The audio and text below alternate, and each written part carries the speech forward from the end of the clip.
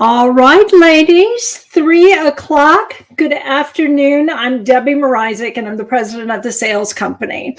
And what we do is help other people be able to sell and market their products and services. So I'm not selling for someone else. I'm helping you be able to sell and market in a way that's comfortable for you. So oftentimes in marketing and sales, people think it's aggressive and assertive and they're scared of it and they don't want to do it. And the truth of the matter is, you know, if anybody's selling to you like that or marketing to you in that way, they're actually bullying you. The real ABCs of sales and marketing is to always be caring. People don't care how much you know until they know how much you care. So we had someone just talking about starting a business for that's moms. So the first question I'm going to ask you today, if you are new to the business or if you've been in the business for a while, answer this question for yourself. Who are you? Who are you? Now, what I'm talking about here is not where did you go to school? Where have you worked before? What are the skills? You know, what are the credentials that you have? I'm not talking about that.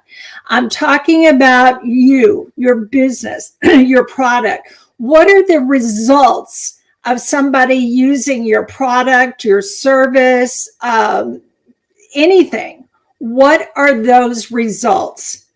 And if you can, in thinking about who are you, step back and imagine you're standing in the customer's shoes, in the customer that you want's shoes, not just any customer. We are always after the one we really want. So if you were in their shoes, what are their pain points? What are they struggling with that you can solve? Okay? So one of the things I talk about is communication. So when you're talking to someone, if you're talking more than 60% of the time, you need to hush because you're not learning anything new. It's just you talking. And the only way you're going to get business is if they're talking. So you want to position yourself to ask open-ended questions. Who, what, where, why, when, and how. Who, what, where, why, when, and how. Open-ended questions that you have planned in advance. Yes, write them down. You know what you want people to say. You want them to say, you know, we'll take 100 of those or whatever it is you're selling. But what are the questions you need to ask to understand if the other person really needs you? Okay. And of course, you know what you do. You do. That's why you're doing it. But they don't. So think about if you didn't know what you did and you were going to use your product, what would be things that you would want to know? So begin with who are you? What are the results if they work with you? Okay. So next is what do you do? What do you do? What are 5 benefits of people working with you? Do you make their lives easier? Do you save them time? Do you help them make more money? What do you do for them? So think in terms of benefits when you're planning your marketing and your sales. So for example, if you're on social media, and I pray all of you are, you have a website, you're on social media, you know, this is a way for you to communicate on a regular basis, like every day, what it is you do. But you have to know what you do and who you are, so you can communicate that clearly to others. And if you have not, for some reason, got on social media yet, I want to share with you probably the best marketing advice I ever got as it had to do with social media. I found it very overwhelming that there are so many social media platforms. You're like, how will I know what's good for me? Well, somebody suggested that start with one, just one. Figure that one out, figure out if it works for you, and then select another. So for myself, because everything I do is business to business, so I started on LinkedIn. And I have to tell you, I didn't know what LinkedIn was at first. I didn't understand all those people saying we wanted to link in with you.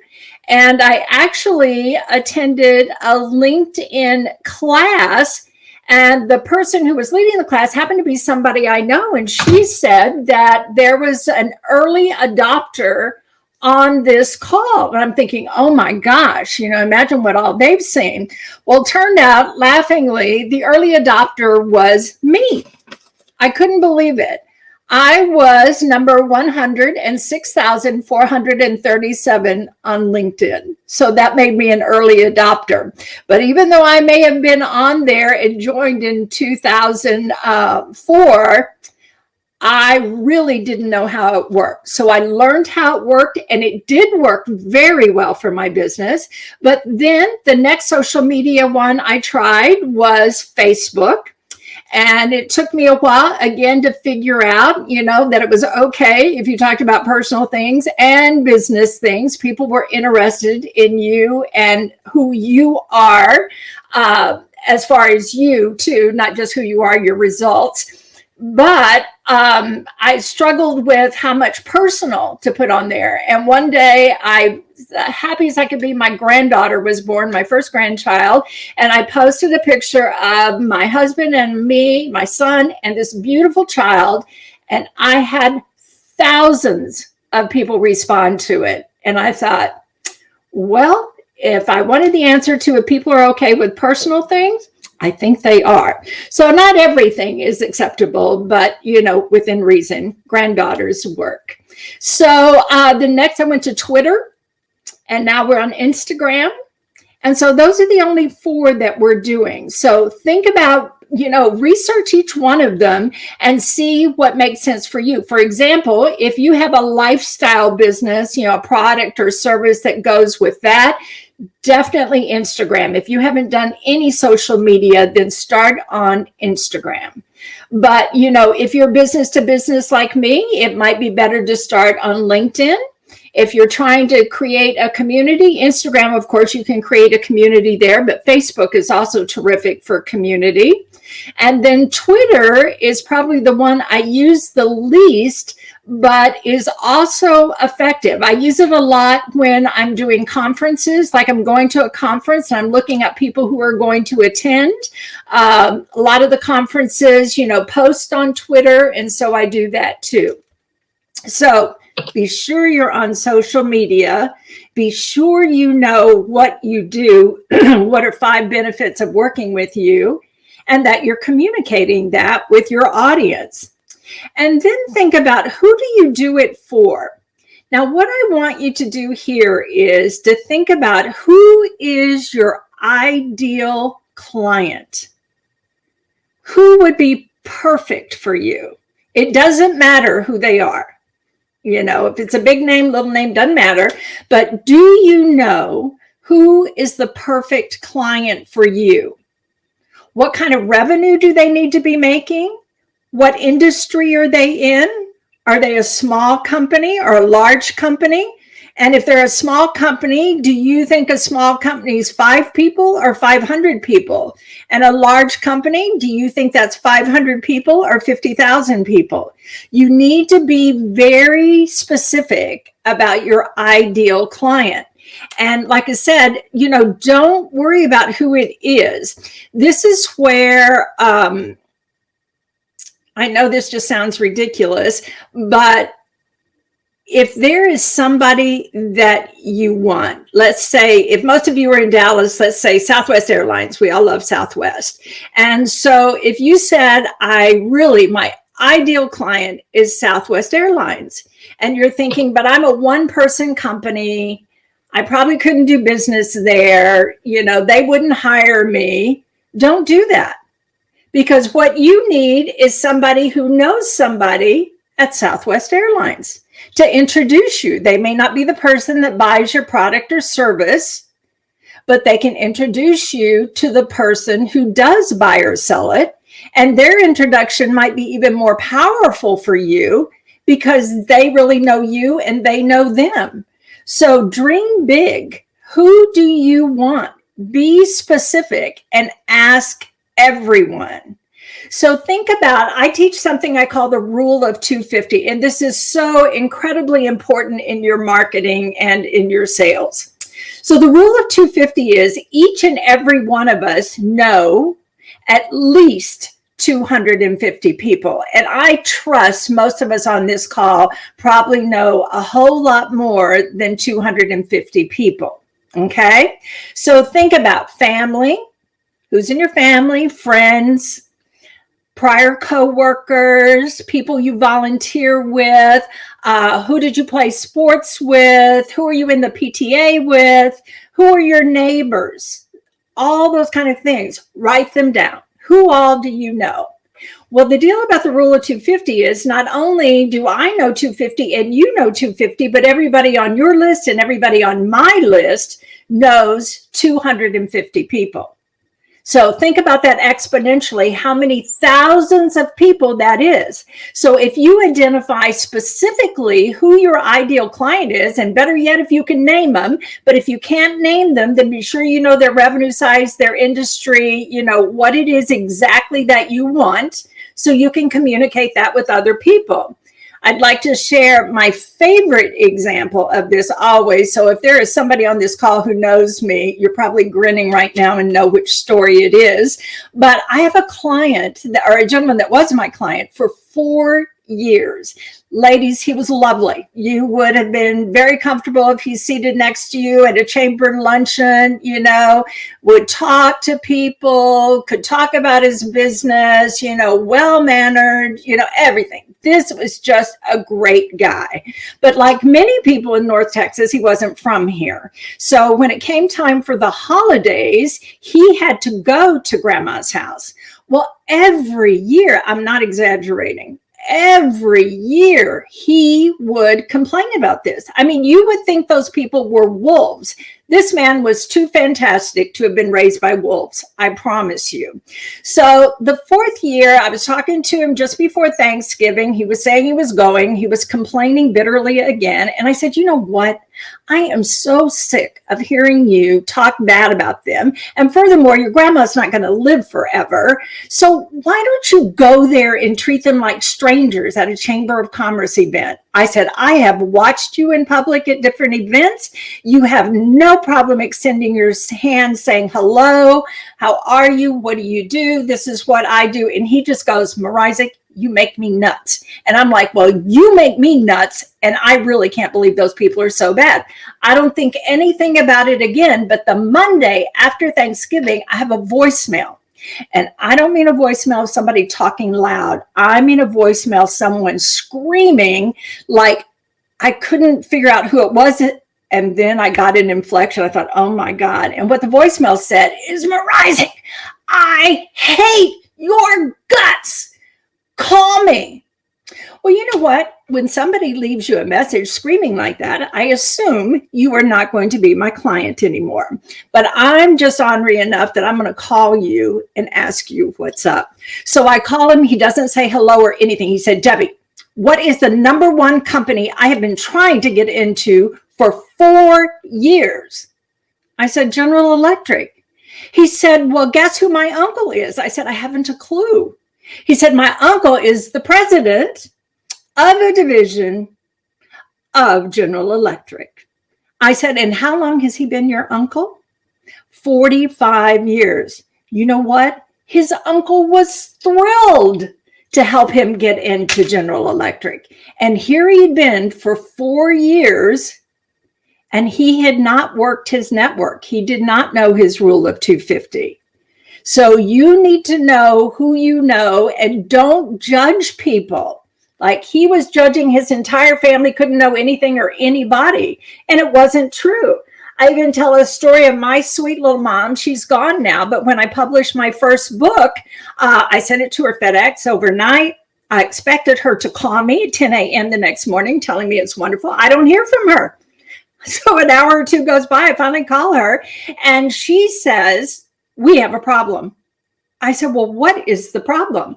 She said, I am at the bookstore and they do not have your book here. I said, Mom, you are holding the only copy in the world right now. You send your first copy to your mom. That's just what you do. And she's like, well, I don't know. Well, my mom, the 5-foot wonder, had already gotten the bookstore gentleman. She knew the manager of her store in Wichita Falls, gave her the name of the person in New York who bought my kind of books, his direct phone number, and his direct email address. And she said, well, you need to get a hold of them and get this fixed. My mother did not understand the whole publishing world, but here's my mother helping me. My mother doesn't have a college education. My mother doesn't even really understand what I do, but she helped. So this is why you don't judge. Ask each and every person that you know and love, and whether you love them or not and just know them and like them, ask them about who it is you want to know. People want to help you, but we don't ask for help. We don't tell people who we want. Okay? All right. So then think about, how are you different from your competitors? And before we even get into that, I have so many people that start a conversation, but Deb, we don't have any competitors. Yes, you do. You do. You do.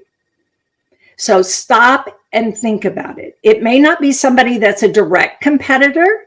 For example, I work on one-on-one with clients, helping them learn, but a sales training company that serves millions of people can be a competitor to me. If somebody wanted a lower price point and wanted to work in a group versus one-on-one. So there are competitors for all of us. And if you cannot recognize who they are, ask other people who they think your competitors are. Now, here's the deal with competitors. I don't want you to focus on them. I want you to focus on how great you are and what you do and the services you offer, but be aware of your competitors. In that first book I wrote that I mentioned about my mom helping me, one of the people I dedicated the book to was a gentleman who had been my number one competitor for years when I was selling technology. And people go, how in the world? And I said, here's the deal. Sometimes competitors, you think they're all bad, but they're not. Some competitors are just like you. They're trying to do real work. They're real honest. They're real people, but they understand that they're not going to get all of the business.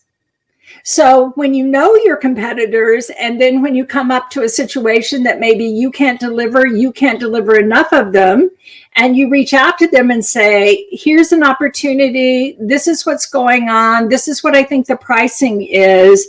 Maybe this could help you out. This gentleman and I did this for years. If you can imagine, he's my competitor, and I spoke at his funeral.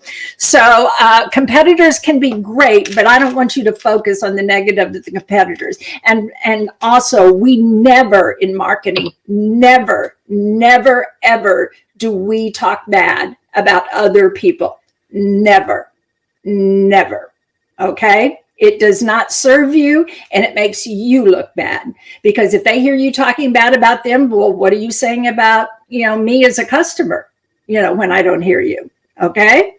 So we never talk bad about competitors, but I want you to think about and write down 3 ways that you are different from your competitors. For example, in this day and time, do you answer your phone? There are people that still want to talk to humans. Do you talk to humans? Or does your customer have somebody that actually answers the phone and you only do things electronically? So think about that. Your product, right now we all know the supply chain is broken in America. And so if you're needing products out of China, you're probably having a difficult time right now. So maybe your product is made in the USA and you're not having any shipping problems, then again, you don't talk bad about the other one, but you tell people what you do. We make our products in the United States. They're out of Mississippi, and this is where we get them, and they're fabulous, and we don't have any supply chain problems. So how many do you need today? And then with your marketing, you tell everybody always, this is my product. This is what is cool about us. And again, social media, you can tell them every day in different ways. And then what is distinctive about you? What is distinctive that's just you?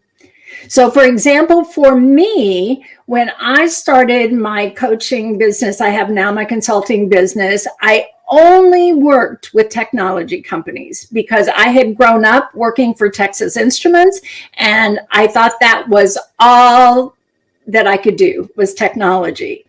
And the distinction that I had with those people was I had actually sold what they were trying to market and sell. I knew the product. I had been in sales, so you can't lie to me and give me excuses that you might give somebody else. I know. So the distinction for me was my background, my experience, my product knowledge. But then as my consulting business grew, then other people began to come to me, not in the technology industry, but for my distinction in that I had actually sold to other people. I knew how to do that. So they would come to me. So what is distinctive about you? And you can't be shy. And I'm not talking about being a peacock and going, I'm the grandest of all time, all fakey. No. But I'm talking about what's really authentic, what's distinctive about you, just like I just told you about me. I'm not ashamed to say that at all. It's the truth. And if you can't talk good about you, who can? Okay. And if you do have a problem talking good about yourself, then say things like, my customer says I do. People who work with me say we are. So if you have problems telling people what's great about you, then frame it with what other people say about you and say it that way. Other people say we do fantastic. People buy from us because we're always great quality, on time, perfect. So what makes you distinctive? Okay. So who are you? What are the results that you help somebody get to by using your product? What do you do? What are 5 benefits of what you do? Who do you do it for? Who is your ideal client? Name them. What revenue? What industry? What kind of products? Anything. However they distinguish themselves for you and you want them, you tell other people. And then last, how are you different from your competitors? Don't be shy, but don't talk bad about the competitors. And then what makes you distinctive, you specifically? Okay. So do we have questions? We have 7 minutes. So do we have questions, comments? Somebody's already doing fantastic and they want to share with us.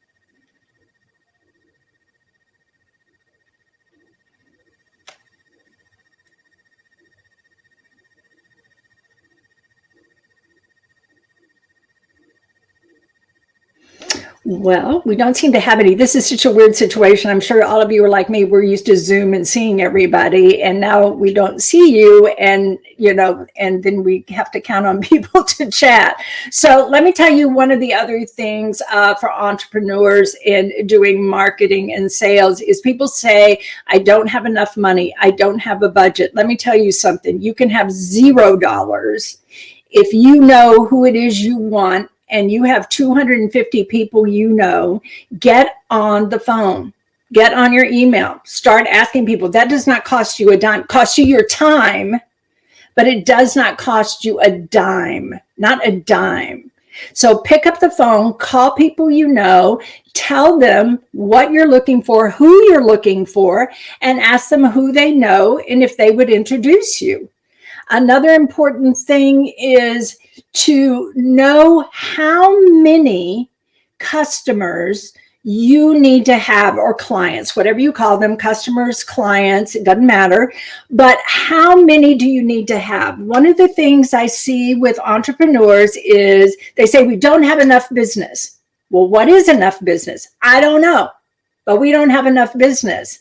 Well, that's not the way to run a business. You should have a sales forecast. You should be thinking about, what? I need at least 12 customers a month that buy $1,000 a month and at this profit margin. Okay, you need to be specific of what you want, because sometimes what you want is this close, but yet the languaging and what you're saying to yourself is so negative, you can't even see that if you just called up a current customer you already had and see that they're happy and maybe they want extra, maybe you only needed 15% more and the current customer could give that to you if you thought about it and reached out to them. So I don't want anybody to say, I can't start my business, I can't do my business, I don't have marketing dollars, I need investors, I need a business plan. No, you don't. I've done 3 businesses and I've not done any of them right, let me assure you. And it can work out fine when you begin with no budget. And then as you go along, though, you realize how important marketing and sales is to your business. And so you decide on how much money you're bringing in, how much are you going to devote to sales and marketing. Maybe it's to hire a customer service person to answer the phone. Maybe it's to hire somebody other than you to sell. And one of the other things with selling is it is okay for you to be the salesperson if you're the owner. Nobody has as much vested in it. Nobody knows as much about it as you do. And as you go along, if you really love the sales and not the accounting and the legal and all of that, you can hire people to do other things and you can do what you do best. Okay? It's just because you own the place doesn't mean you can't be the salesperson. So look at that. From Beth, for someone who's just starting out, what's the most effective way to get started in sharing who you are? For example, do you recommend a one-pager or sharing a website or creating a social media post and sharing daily, or all of the above? Beth, I love you. I recommend all of the above. But the most important one is to talk to people. People avoid the phone these days like the plague. Let me assure you that in 2021, still the most valuable sales tool you can ever have is the phone. Why? Because you can reach out and talk to people. You may have to leave voicemail. And if you've dialed their number, for heaven's sakes, leave voicemail with a compelling message as to why they should call you back. This is why when you know what your results are, you know what your benefits are, you can leave those kind of things in your voicemail. But to Beth's point, yes, you would want to reach out and let everybody know, but also be sure you have a website, say it there, but put it on whatever social media you decide on.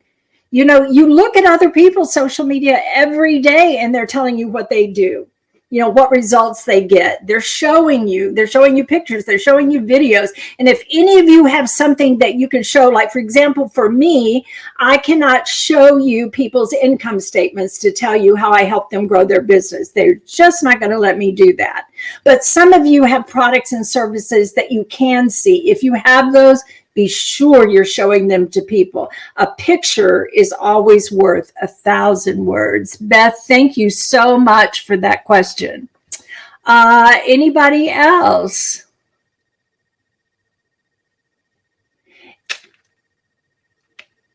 If not, then I want to leave you as I always leave my audience. And I say, you don't have to be great to get started, but you do have to get started to be great. So wherever you are calling from today, like you're thinking about an idea, or you have something you've already started, or you're in something, you don't have to be great to get started. You don't have to be great to get started on the next phase. But you do have to get started to be great. Taking action, planned action, will get you where you want to go. Thank you so much for having me today. It's been delightful.